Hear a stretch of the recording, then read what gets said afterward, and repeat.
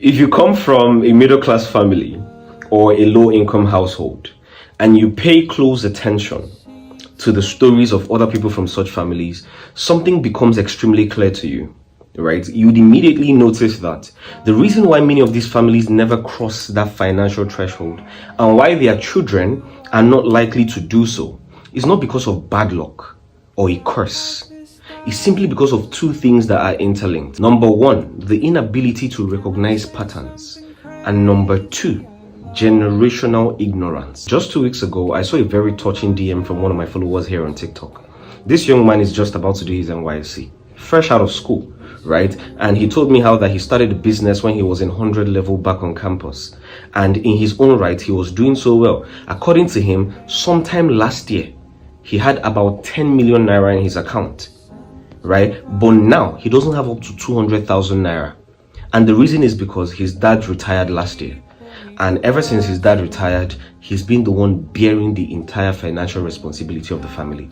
Everything that happens in the family, they call him. I need you to understand what's going on here. This young man, as at last year, could see up to 10 million naira in his account, and now he cannot account for up to 200,000 naira in the space of 1 year.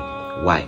Because a burden that was not his was placed on him. The reason why many people run away from financial literacy is because it's very brutal. It's a very brutal experience.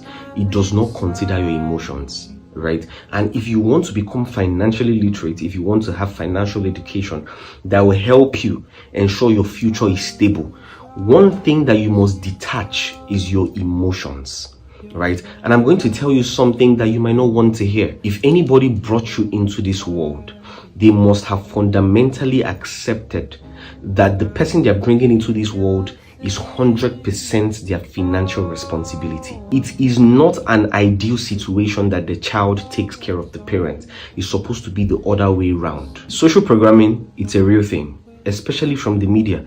Nollywood has deceived an entire generation.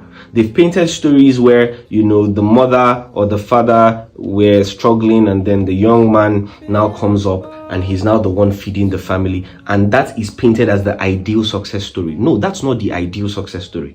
The ideal success story is that your parents build stability, right, and give you everything you need to have a more advanced life than they even had. Do you understand what I'm saying? Then out of your benevolence, you cater to them, but they should not need your catering to them.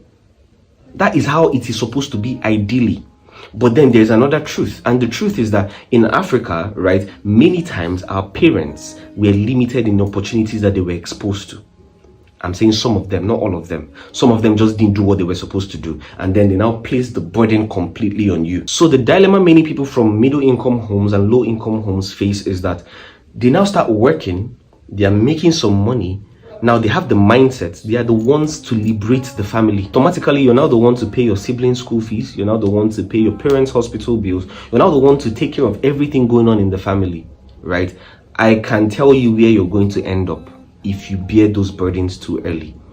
So it's hard, but there is a phase of extreme frugality.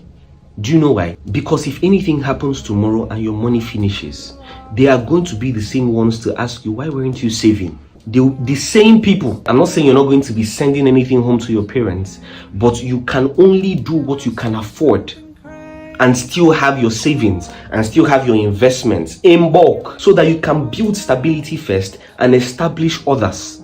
If not, you're going to end up the same way your parents ended. It's a cycle that needs intentionality to break. You are not God, neither are you the savior of the world. Pace yourself, give yourself time, right? Organize your life, build for stability first before you start extending a helping hand towards others, even if they are your family members.